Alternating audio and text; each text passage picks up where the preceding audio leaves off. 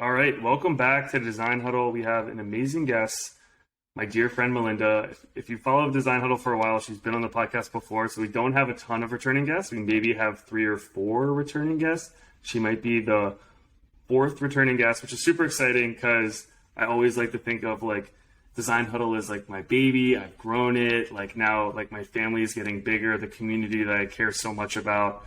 But thank you for joining. It's so good to have you. So if everyone that doesn't know you, how would you describe yourself?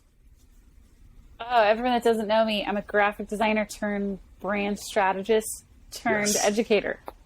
Love That's it. how I would describe. So that's a classic career choice, but that is the undersell of the century. She's the founder and creative director at Marks and Maker. She has this unbelievable class that we're going to talk about for anybody looking to, level up and, hopefully get over their imposter syndrome. We're going to be talking a lot about that today. And we're also going to talk a little bit about just like her career path. One of my favorite things about Melinda is she comes from a background where she's worked at like Oakley and Paramount Pictures and some other companies. And then she actually ventured out and started, her own venture, Marks and Maker, which is a super cool company. They've worked with some awesome companies. So I also want to pick her brain about that. It was just like an update because I'll link out in the show notes our previous episode. This will just kind of be an update. Since then, not a lot has changed. The world basically just burned to the ground and we're year 2 of a global pandemic. But other than that, things are going great. So Melinda, let me put you on the spot for a second. What are you most proud of in the last year? Like, what's something that you've accomplished that you're most proud of? I love this question because it's actually not directly to do with me. It's my students. Love it. And it's the wins and the transformations that I've seen my students go through because I pivoted my business from being a graphic designer, working on brand identity to brand strategy. I had found a process that worked for me, a way of thinking about it, a mindset shift. But that worked for me, and I wasn't necessarily sure if it was going to work for anyone else. And so when I started teaching others how to do the same thing, up their rates, work on bigger projects, work on bigger branding projects, I didn't know if it was going to work for somebody else or how to make it work for somebody else. And over the past, it's been almost 2 years since I started teaching on my process and then helping others make that transition. They have had massive wins. Like a couple of our students who are now coaches in the course, their client that they worked on, this branding project, their client got on Dragon's Den, which is the UK version of Shark Tank, and won investment. So cool. So that was one That's that's like right at the tip of my memory. It's like, I'm proud of them. Like I'm super, super proud of them and the fact that I get to be a part of their growth and journey. Yeah, that's cool. So let's talk a little bit about that. So Marks and Maker was your branding agency. Is that a good way to describe it? Or is it, it's more than that. Consultancy. Yeah. Consultancy. And you launched a brand strategy 101 course. So if you go to marksandmaker.com, it actually takes you here. So anybody listening that wants to check it out, there's a ton of people a lot of our listeners are very interested in brand strategy for a lot of reasons. I think people that can storytell and communicate are some of the most important people to build a company and build a brand today. So this course I feel like is like perfect for those type of people to sink their teeth into. So, what is the course? What do you get from the course? So if you sign up and get started, like what can you walk away with, by the end of the 6 days? Yeah. So the brand strategy 101 course is really giving just a crash course of like, what is this? What's brand strategy according to Melinda? Cause you can go get a different definition from somebody else, but how is it that I see it? But then also what are the mindset shifts that need to happen if that is something that you're interested in? So by the end of it, hopefully you'll end up with a new mindset and a new lens on what it is, an understanding of it, but then potentially also things that you might have to change in yourself to get to that point. So that's the free 101 course. And then I have like a deeper dive if someone was like, yes, this is for me. I want to do this. I want to learn with a community and coaches. Then we have the boot camp for that. That's great. Let's talk a little bit about I like that you're getting like the skills of being a brand strategist and everything that comes with it, but you're also getting into like the mindset, which I think is the most limiting thing for a lot of people, where you think you need X degree to go and get X job, or you need like this portfolio to get started. And I think, for lack of a better way of describing it, the world is getting flatter in terms of jobs we can get. So what do you think the biggest blocker is for people's mindset for not being able to like take the dive and maybe do a career pivot or jump into something like this? Yeah, there's multiple things that can get in the way. One of the things that I'm seeing consistently, and that I have felt myself too, is that whenever they want to make a huge pivot in their career, they immediately think they don't know enough to get started. So they're like, okay, I need to go study for years. I need to go get the certifications. I need to go get the validation from, if it's a mentor or something outside of themselves, to feel like they have enough to try. The thing is, though, it's a knowledge trap. They end up getting stuck in this knowledge trap, and then there's no endpoint. Like, when is the time that they're actually going to feel confident enough to go out and experiment and potentially fail, but then to learn from those mistakes? And I think the fear of failure, the knowledge trap, like, I'm seeing those things are preventing people from actually moving forward. Even if they have enough knowledge, they just don't know that they have enough to go out and fail right now. And you want to fail because you want to learn from those mistakes so that you can iterate and get better the next time. So I think that's the biggest thing that I'm seeing from people. Yeah, I mean, that's so powerful. And like, I totally relate to that too. Like, I've had a lot of like twists and turns, like a lot of the self-doubt, joining a new team. You always like, the ramp up and the doubting of yourself is so big, but that's cool. I like that you're bringing in, like, there's so much, especially with like the current world we live in, is like a lot of times like mental health and like just talking about like how we're feeling and like the emotional side of being an effective coworker, strategist, person in corporate America, for lack of a better way of describing it, is like it needs to be talked about more. So I love that we're kind of going both. You're getting the skill set, but you're also talking about like ways to energize yourself to overcome some like hurdles that you can easily break down. So the one thing that, like, we've talked to a few other brand strategists on Design Huddle, and the definition obviously varies greatly of like what a brand strategist does. From your perspective, like, what would be the ideal anatomy of a brand strategist? So if it's like 100% like of X, like, so is it like 25% self-starter, 50% like graphic, like rockstar graphic designer? Like, what is the anatomy of a perfect brand strategist in your eyes? Ooh, I haven't thought about this before. The first thing, when you asked that question, the first thing that came to my mind was emotional intelligence, self-awareness, yes, and emotional intelligence, because I'm realizing that the more and more I can know and be aware of myself as a human, that's it. Just how do I handle my emotions? What am I into? What catches my attention? And I start noticing that in myself, but then also am able to understand that in other people. That's when we can be a really good brand strategist. So I would say a very large percentage would be taken up of emotional intelligence and self-awareness, because if we're trying to help a brand and a business connect emotionally with a customer, we need that. We absolutely need that. So I would say that is like the top thing. How do you improve your own emotional intelligence? Go to therapy. Like, what are some ways that you can get better? Like, you know what I mean? It's not something that like you can take a course, I guess, and like read about emotional intelligence, but that is a skill that I feel like is actually like, it's so powerful, and I totally agree with you, but it's also something that's not as like, go take X course. You know what I mean? Yeah. Any tips there? It has to do a lot with vulnerability, learning how to accept your own less than perfect humanity that you have. So whatever you need to do to get to that point, whether it's go read Brene Brown's book, go talk about it with some friends, look into mindfulness meditation, go to therapy. I highly, highly suggest therapy for people to really, but go with an open heart, that wanting to actually learn about yourself, not just so that you can get the right things to say, the right things to do, but really go on like a self-discovery adventure. I love that. I mean, it's like, it's simple, but it's so true.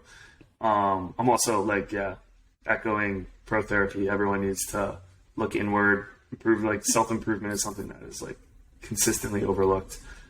So the one thing that I know I mentioned in our brief intro, So you worked, I guess like you graduated from college. Your first job was at Oakley. Is that right?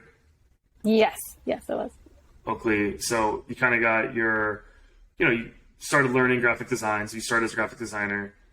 When did you start to shift to saying like, all right, I can do like, the visual aspects, the responsibilities of being a graphic designer? When did you find that passion for like brand strategy? Yeah, I had a slow progression into getting into brand strategy where I started off as what do they call it? Like the generalist graphic designer. I did everything, and whatever it was that they needed, I did that with clients as well as Oakley. But then I got moved into a specific department that was just brand. So we did anything that was particular to the brand, not for advertising or marketing. So we worked with the product team. We worked on branding. We worked on all the different sub brands. And then I was getting interested in that. And then I moved into strategy when I learned about it from my coach, Kurtuldu. And he's like, I think this is the thing that's missing for you. If you look into this, learn this, I think this is going to open up a lot for you. And I didn't know what he was talking about. And I went and learned it. And I'm like, oh, this is what you're talking about. This is the missing piece that answered all these questions of, how do I know that what I create is actually going to move the needle for my client's business and not just be a vanity request because they feel like their business or their website, it looks outdated, but that they actually need it to get more customers or get a particular type of customer, and they have more ways of measuring the results of that. I didn't know even how to have those conversations. And so learning brand strategy, as well as all the things that brought with it, opened my eyes up too. Yeah. So just to kind of pick your brain a little bit further on the Christo front, I know he's been like a mentor to you. For those of you that don't know, Melissa's also actually was a co-host on The Futur. Are you still involved with The Futur at all? I haven't been, just because I've been focusing on your own business. Yeah. Building. But yeah. For a long time, long-running co-host of The Futur, which is just like an amazing video podcast show. I mean, there's a lot of ways you could describe it, but any creative professional, anybody that's an entrepreneur, anyone that just like wants to learn how to run a more effective business, it's a phenomenal resource. So I believe you can just Google The Futur and like you'll see Melinda in most, if not most of the episodes. So my question to you, Melinda, that's just like background for anyone that's not familiar. It's like one of my all-time favorite YouTube channels / shows. How did you meet Christo? How did like that relationship start? And like, what does he mean to you? Yeah. Well, originally I was at that time right before I learned what brand strategy was, and I was having difficulty growing my brand identity business at the time. And I had this assumption that if I were to get better at my craft, if I were to get better at creating logos and design, that then the clients would come. And so I focused on whatever I could to get better at design. And then he had posted some design challenge, you could say. It was about how to design a better logo on Facebook. And I came across it and I'm like, okay, I can do this. And knowing that he was a teacher from Art Center, he had went to Art Center, I'm like, well, he's giving all this information away for free. I might as well do it, because that, like, then I can really know how to hone my craft. And from doing that, I really put a lot of time and effort into that. And in doing that, he reached out to me and was like, who are you? Why are you doing this?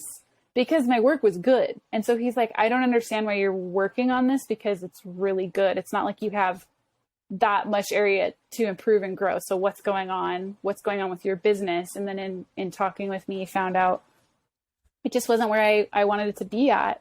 And then we hit it off as far as like mentor mentee, and we had good chemistry with our conversations and whatnot. And then he invited me. He's like, listen, I'll coach you if you agree to, we'll record it. And if you agree to, we'll post it on YouTube and we'll just see how it goes. So he's like, there's no commitment. We'll just see. Yeah. And it works out really well. So working with him amazing. Completely changed my lens of, like, I had the lens focused on me. I had the lens on like, I need to get better. I'm not enough. And in working with him, I realized that I was it was a self-centered viewpoint that I had, because it was all about me, and it wasn't about how can I be there for my client? What is my client trying to do? Where are they trying to go in their business? And can my skills and my creative problem solving help them get there?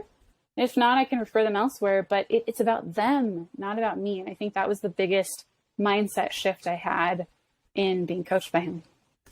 Yeah, I love it. I've never heard that story. I think it's so cool that you also took on a role of being super vulnerable, right? You were kind of like being a mentor and mentee is like it's in a lot of ways it tends to be like a very private thing, right? Like you ask questions that like sometimes you think is like, oh, is that like a dumb question? Like, does my mentor think like, so you have these constant questioning of yourself and am I the right fit? Am I doing too much, not enough? But you were able to do that and like broadcast it, which I give you so much credit for. Like, I don't think a lot of people like would be able to do that. So I guess like simple question, like, do you go back and watch those videos? Like, how do you feel about that? Like watching yourself on camera, especially like more early episodes? No, I don't. Once in a great while, I'll like peek at the videos, because I think they're using some of the videos as shorts on YouTube, and so I'm like, oh, that's me. I think I've seen you on shorts. Like, I don't know if you're on TikTok yet, but I'm sure you're resurfacing more and more. Yeah, and I'll see those and I'm like, oh, wow, I was thinking a lot different than I do today. But it is so cool when I do come across those clips. I don't go to the full video because I'm like, I don't have it in me to do that. But when I come across those clips, it's such a great reminder of where I was and the progress that I've made and how I think and go about things now compared to what I used to. So I'm grateful for those, because it's a timestamp of where I was, but also it's a contrast of where I am now. Yeah, the personal growth is like, it's got to be so cool to look back and see. I think about that all the time of like simple things like documents, presentations, videos that I used to do. And now it's just like, a lot of it is just repetition, practice, and so much of it is confidence, which I think a lot of it was just proving to yourself that you could do it. The other cool thing is that if you think about it like that, your content has probably been viewed by millions at this point, at least probably well over that at this point. But that's got to be so cool that there's someone out there that watched that video that you inspired, that you don't even know about, but you could have changed the course, like the direction of like their career path of their life by just like putting yourself out there. So like the spillover benefits of like making yourself vulnerable and taking that risk and asking Chris and like saying yes, which is the other thing that we didn't even talk about, is like you saying yes to, let's broadcast me being your, getting mentored by you. So many cool things from that story. I just like wanted to kind of like circle back on that. Chris is obviously just the person for design and business on YouTube now. Like, I think when I first met him, he was like on this like upward trajectory, and now it's just like straight up. But I think you were a big part of that. I think that show was so huge in like getting the name out there, and his personality really came through too. Like, I think, like the two of you, I agree. Like the chemistry piece that you mentioned, just as like someone like that the first episode I ever came in contact with Christo was one of the episodes with you, and I think without you there to lower the bar. And like make it a little bit more approachable. I don't know that I would have been following like in the long term. So kudos to you. Like, I think it was like, that was like my first interaction with you. And I'm like super impressed with like how much content the two of you were able to put out. Cause I know it was like an inspiration for a ton of people.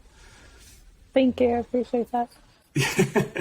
Yeah. So that's also just like my passion coming through. Cause I do just like love talking Futur, Christo, like that time. But let's talk about now and the future, because I think like that set you up to where you're currently at. So I think of you as like a very entrepreneurial person from the conversations we've had in the past. And I'd love to just talk about like, what was the process when you said, I want to venture on my own. I really feel like I have the confidence to start something. So can you talk about like how you came up with Marks and Maker, and like how you grew the business the first year? Like, I'd love to hear about the struggles that first year, like, and like kind of the emotional roller coaster that you were probably going through. Oh yeah, this is a great question, because I got laid off and they had dissolved the creative department that we had. I mean, there was tons of people, and they were doing restructuring the business. And so our department got restructured and dissolved. And so I secretly, for years, had wanted to go off on my own. And I was like, I got to do this. I got to do this. And I was too chicken to just quit and do it, because I was getting paid really well. Was working on massive projects that had huge budgets. So it's like, you can design something that you're actually going to see out in the world. That's pretty exciting. And there were amazing people there. So it was really hard to leave all of that to then go start my own thing where I don't know how I would make this work. So when I did get laid off, it was a mix of total excitement and also complete terror, because I didn't know how to keep it sustainable. Like, how do you get a business to be at a sustainable place where you're getting leads in, you're getting projects in on a consistent basis? And I had freelance clients at that point, but not enough to replace my full-time income. So when I got laid off, I'm like, okay, I'm going to make this happen. I'm going to do it. And I got a freelance gig at an agency that my friend worked at for a month, just to like, okay, well, I just got this gig, and let me see how this goes. And then I thought to myself, okay, or is this what you're going to do for the rest of your life? Just go hop from agency to agency, gig to gig, project to project. Like, is this the type of life that you want? So I would say I was there for a month or two. And then I really started thinking about, okay, what do I really want for the future, and how am I going to make that happen? And I decided that I needed to have some sort of business besides just myself as a freelancer. So that's where I came up with Marks and Maker, which I had struggled with. Like, do I have it my name? Do I call it another name? What name is it going to be? People are going to mix it up with Maker's Mark, and they're not going to remember what it is, which it has happened. And you know what? It's fine. And it didn't ruin my business. We're fine. And because I know that's a hang up for a lot of people of like, but I don't know what to call it. And it's like, just slap a name on it and get to work. Like, just start. And so I had decided I'm going to focus on getting brand identity clients. That's my goal. I'll take other stuff to pay the bills, but that's my goal, and that's what I'm going to put out into the world. And so it took me probably so I got laid off in July of 2015, and it took me until about April of 2016 to get Marks and Maker site up, to get case studies up, to present myself as, hey, world, this is what I'm doing. In the meantime, I had little projects coming in. Like, I was doing dental marketing. I was doing like setting up projects for print, for some print shops. So I had stuff coming in at that point, but it was definitely not going to sustain me over the long haul. So again, that's why I focused on that. But the first year was like, it was a lot of like, are you going to make this happen? Or are you going to go back to a full-time job? Because you got to decide right now where you're going to put your energy. And I'm like, no, I got to make this work. I've been wanting to do this for years. This is my chance. Love it. So I did. I mean, that motivation, there's nothing, I mean, that layoff, obviously you made silver lining. You literally were able to start your own company. So it kind of forced like a little bit of a forced behavior to get there. But that's awesome. How good did it feel to get that first paycheck, like out on your own, like that you earned and you built and like you're able to get, like, did you do anything that's fun to celebrate that? No, I feel like I was just like, okay, you got this, keep going. Like you got paid, you put food on the table. Yeah, you're just an entrepreneur in your DNA. Yeah, and I wasn't really concentrated on like, oh, look at this is the first dollar that I've made. It was like, oh, good, you've proved that you can survive a month outside of a full-time job. Congratulations. Like, keep it up. It's so funny. So, yeah, just so motivated too that no time to put the 20 in the little glass case behind the cash register, just like on to the next client, right? Yeah. That's awesome. That's super cool. Also very inspiring too, because it's like a lot of people have that now. We're, with Gen Z, like being an entrepreneur, I think is like our entrepreneurial careers is so popular, and there's so many people that want to do it. I think it's like other people struggle with making the jump, but like that generation is just like wired to do it. So I think that's actually like one of my favorite things. Like I want to learn from Gen Z is just like they are open to discovery and like finding out and like taking those risks. So yeah, that story like totally like it's very relatable in a lot of ways of just like, even it's just like we just took it to switching a job, but totally investing in yourself, I think is always something that I would love to do as well. I did want to like quickly ask, you're like blowing up on Instagram, right? You got 43,000 followers. You're crushing it. And I saw that you pivoted to the very popular content slides, which is, you know, I was just taking a peek in the background, like 1,000+ likes on most of them. Brilliant. I'd love to talk about like a little bit, if you had 1 or 2 tips for people. I kind of took a long detox, but I'd love to, like, I'm kind of trying to get back into Instagram after being away for a while. Any tips to grow your Instagram account now? And like, what have you done to change how you brand yourself on like social? Yeah, gosh, now I feel like algorithms have changed so much recently that although I get really good engagement, growing it has been proving to be more difficult over time. But I feel like I've had a love-hate relationship, especially with Instagram and all social media, that I have to create content for. And so what I've been trying to concentrate on is putting out content that I actually enjoy sharing. Like, I literally enjoy sharing it. And instead of, oh, I gotta, find something to teach today, or I don't know, like following all the Instagram tips, I don't have the energy for that. And so I thought, what am I already doing that I could share with other people that would be helpful for them? And so I have a strategy at the moment of sharing what's going on in my boot camp and what people are learning and how they're reaching their goals. Cause I'm like, those are such inspiring stories. And I know people benefited from hearing my story and my vulnerability, and my students are okay with me sharing those things. And so I've been sharing my student stories, and I would say like any tips would be, what excites you? Like, lean into that. And if you're finding that you're resisting what people are telling you to do on Instagram to grow your following, pay attention to that. Why does it frustrate you? What is it about it that you hate? Awesome. Now you know that. Go do the thing that excites you. And so I would say, like, be aware of why you're feeling that resistance, and that you don't just need to overcome that feeling of frustration and do the things that you're being told to do. Like, find what excites you and the thing that you want to share, and lean into that, and you will find your people. Like, the people that are meant to connect with what you do, they'll come. That's what I would say. And not worry about the numbers. Yeah. I think everyone gets a little too hung up on the numbers, but that's great advice. Are you, like, in terms of the strategy, I think the other thing that people get bogged down by is that there's so many places to post content. Like, so I know a lot of the strategy is just like really doubling down where your audience is and like focusing on maybe 1, 2, or 3 at the most. Is there a place where you allocate your time? Do you kind of just use like a buffer and blast your content across everywhere? Like, what's your like general strategy there?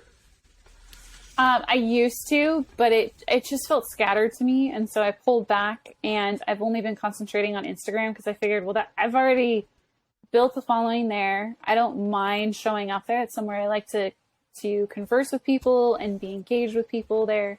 So I don't mind doing that. And so, no, I don't pre-plan things. I see a story I want to share. I quickly screenshot it. I share it in stories, and then I reshare it as a post. Like, I'm trying to put in less action with more impact. I'm trying to find the things that will just give more impact, but that are not going to eat away at my energy or my thinking.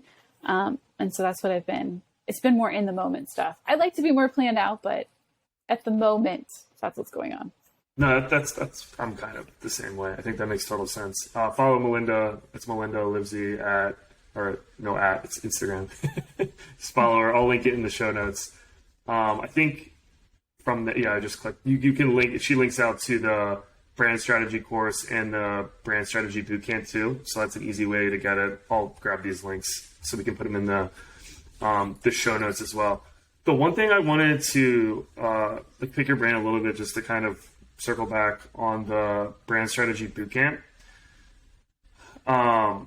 Like, how into the weeds, like, is the course structured where you're getting like learning from like examples of clients you've had in the past? Like, can you talk about like the framing of like how the content was created? Yeah. So we do, first off, lessons. So video lessons as far as how to sell it, how to do a workshop, how to do a roadmap, and actually show like, here are the pitfalls that you might run into, or roadblocks. Here's generally what you want to get out of this. And so we have a teaching portion, so a lesson that I do. Then we have 2 client examples that were completely recorded. So the entire workshop was recorded of 2 of my clients. And then I show what we created afterwards. So the roadmaps that we created from that. And then in there's group coaching. And this is the big part that I'm finding is the, the catalyst, I would say, that helps people make that transition in their mindset, especially, is that we encourage people to partner up and then to practice the workshop with another person in the boot camp and do strategy for that person in their business. So if you can do strategy for another strategist, you could probably do strategy for anybody. And the cool part is that we give them templates and here's the process that you can use. But we really try to encourage people to like go with your intuition and your gut and your curiosity. And if you want to follow something, like ditch the framework, that's just there as a tool. And if you need to adjust it, that's fine. But follow your curiosity to help the other person understand who they are and what their business is and who they can attract and make an emotional connection with and want to work with. And it's been really fun to see that clients who are strategists who are in the client position, they can then feel what it's like and raise their emotional intelligence. They can feel what it's like to be a client and be asked those questions and realize, oh, this is how they might feel when I ask them this question. Oh, this is what it's like to think about your customer and the journey that they're going to go through when interacting with your business. And I've seen such transformation in people who partner up. So we encourage them to do that too and provide the community for that. Yeah, I love that for a lot of reasons. One is that having a partner or a community, you get that accountability. I've taken so many online courses in the past year plus, and I struggle to complete all of them, mainly due to the fact that there is no community. It's just like on me to log in, watch the video, take the course, some sort of like engagement every once in a while. But that lack of community and accountability, I think is another word for it, is huge. So I love that the program is anchored on that. And I agree that if you can build a strategy for a strategist, like everything else should be super easy. Where are you in California still? Yeah. Oh, awesome. Somewhere sunny, hopefully. Yeah, but hot. It's really hot. All right, cool. So just to bring it back, I think we'll wrap in the next 5-10 minutes. So we'll cut this part. Or we can keep it in. Who cares? It's all behind the scenes. So I wanted to pick your brain a little bit about becoming a teacher. Like you went from brand strategist working with clients, and now you're transitioning. You built a curriculum that we just talked about. You're managing students. You're getting other people to kind of support you and take on different tasks. But I want to hear about the educator piece. It seems like it would come natural to you from you're very good at explaining things. I feel like a brand strategist, we keep talking about emotional intelligence. So I feel like the best teachers have a high emotional intelligence. But how's that transition been? It's been a somewhat natural transition. I used to teach piano when I was younger, so oh, nice. From age 16 to 22. So we just came full I hope circle. I didn't screw those. Yeah, I hope I didn't screw them up too bad. But I've had that in me, and my mom was a teacher, and it just felt like a natural progression. And so I was actually sharing my process behind the scenes of, hey, this is how I'm working with clients.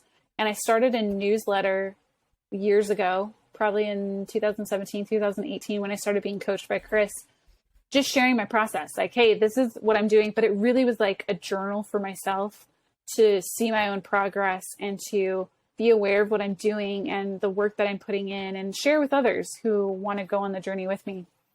I was doing that about once a week for 2 years, and people started asking me about my process, and they kept asking me. And so I'm like, okay, I can do this. I can share what I've learned and teach it. And I had an e-course before that about how to freelance years ago too. And so I was already in this e-course world. That was freelance? Yeah. So I had freelance teaching early graphic designers how to start freelancing, which I actually don't have anymore because I wanted to put my focus on this. And so I already was like, I want to make passive income and I want to teach. And so when people kept asking me about my process, I'm like, okay, I'm going to run a beta course of this and test it out, see if anyone's interested. And when I announced it, I had people messaging me and they're like, well, finally you're coming out with a course. So I figured, okay, I guess it's the right time. People wanted it. And I gave the people what they wanted. So. That's great. Yeah, no, that's, I mean, it seems like a very natural fit. I love how it's branded, just as like, I think that kind of goes without saying that the actual coursework looks beautiful.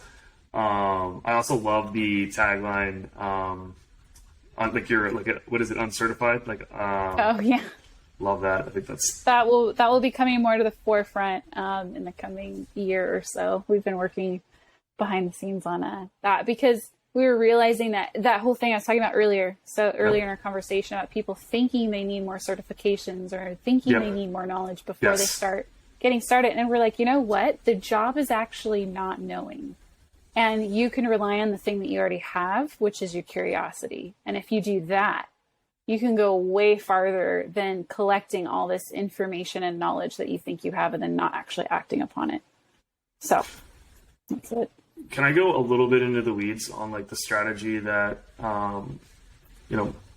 Marks and Maker kind of like stands for in the course, kind of anchors on, like give more value, save time, and sell with integrity. Do you mind just giving like a high level overview of each of those like three things and, like basically how your career has helped shape those three things as what you anchor this course on and like your ultimate like brand strategy? Yeah. So the first one you said, give more value. Yep. Yeah. I think that, and this came from my own story too, is that I felt like I didn't know how to give more value. And in my head, if I gave more value to my clients, I'd be able to work on bigger projects and I'd be able to be paid more. I mean, really, when it comes down to it, I'm like, I would be valued by getting a higher paycheck or getting paid more for my client if I was able to give more value. And so I learned what that was. And it was actually, again, shifting the lens from it's not about me and what I'm delivering. It's about my client and helping my client get to where they want to be. That's what's valuable. My client that's sitting right in front of me is valuable. Their goal is valuable. That's what I should be focusing on. So I think the idea of value, I've heard this from so many creatives of like, I want to be more valuable. I want to give more value because it's like they have all this creativity and these talents and these skills, but they don't feel like they're being utilized. It's like a creative stuck in uncreative work.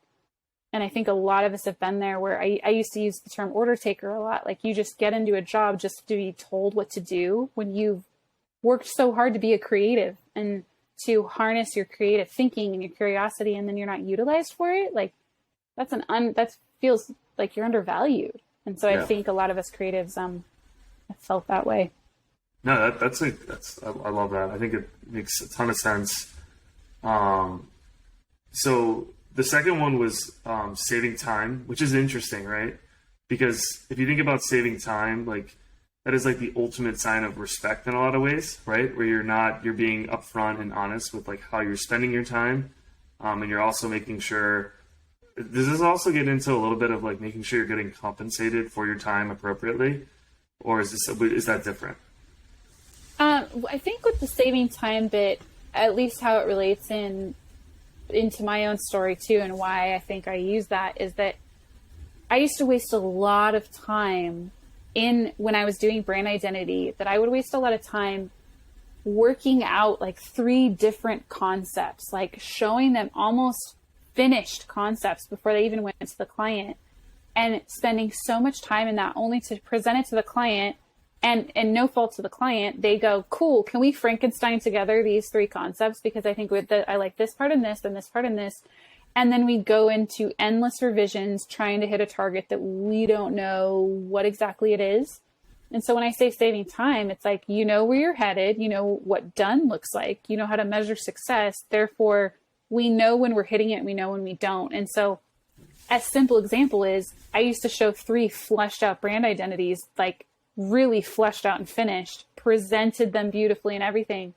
now, or when I did work on, I don't work on design anymore, but when I moved into strategy, and I was still offering design, I only showed one logo concept and one concept for the whole brand identity. And client was like, yep, that's it. Because we did all this work up front to make sure that we were headed in the right direction, that by the time I got to the identity, they were on board. And it wasn't this endless cycle of revisions. Even if they had some revisions and that was fine, it did not go into the endless death cycle of revisions. Well, it's almost like you were doing the process three times, like in parallel, right? Like if you have three different concepts, like that's three different brand identities, three different options. And then it's like, oh, I want a revision of like, probably a revision of all of them at some point. But I love the idea of like doing more of that, like research or like requirements phase up front, really making sure you understand like that brand's voice versus like doing the parallel rework later on. So I think that's just also just like you being in the industry and changing and iterating on your process is also huge, which is great because it's not like this is the first version. This is probably this course and probably like what your current version is like the 1,000th iteration of like your process if you think about all the small tweaks that you've made throughout your career. That one makes total sense. So thanks for explaining the save time. And then the last one is sell with integrity, which I think is incredibly interesting for a lot of reasons. Like the other thing that you had on the site when I remember looking at it was selling doesn't have to be salesy, which I love. Like I think if you're selling something, you can also be a storyteller. Like you can create that emotional connection. So tell me a little bit more about sell with integrity. Yeah, and I think this was actually from specifically the sales portion, the sales module. And we've found that, again, like pulling from my own story, I used to want to present like, here's my process and here's why you should hire me. And it felt a little like I was like, not that I was bragging about myself, but like, here's why you should hire me. And it felt weird to me. And it was like I was posing as something I'm not, like trying to be professional and trying to say the right things. And when I really sat down and thought about it, it's like, I'm not being me. But I thought that's the way you should sell. But then when we approach it more as like, hey, client, what are you trying to do? What do you want? How do you know when you're going to get there? Am I able to help you with that? Potentially, but let's focus on you for a while and switch that from trying to present and be like, look how great my process is and what it's going to do for you to, hey, client, what is it that you want? And just being open and curious and there for the client and trying to seek to understand them. It's a different feeling inside. It is a completely different feeling than when you're trying to pose as some professional that has the best process in the world. It's like, just be a human and ask some really good questions and help the client potentially see something they might have not before, but just seek to understand them, to listen to them, to understand them and see if what you do can actually help them get to where they're going. And if you want to do that too. Yeah. Like, do you truly want to work with the person? Are you excited about the project? Yeah, that's great. I think that's a great summary.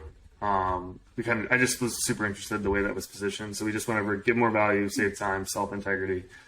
That's super cool. So just to wrap, I want to ask you a question that is like, if you could give anybody listening or watching advice on like one tip to improve their like mental health, like what would it be?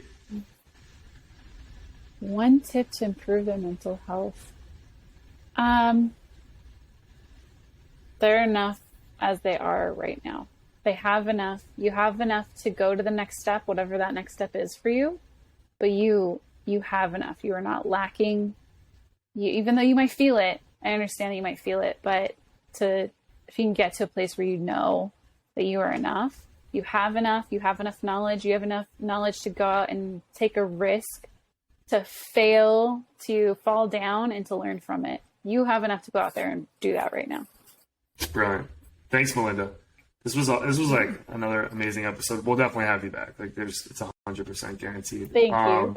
Thanks, Melinda, for the time. Everyone, you can go check out marksandmaker.com for like anything we talked about. There'll be a ton of show notes. I'll link some other stuff that Melinda's done. She has like a really cool portfolio of different projects she's worked on over time. But thanks again for joining, and we will catch you on the next episode of Design Huddle. Thank you. Thanks. Thank you for listening to today's episode of Design Huddle. The opinions expressed are solely our own and do not express the views or opinions of our employer.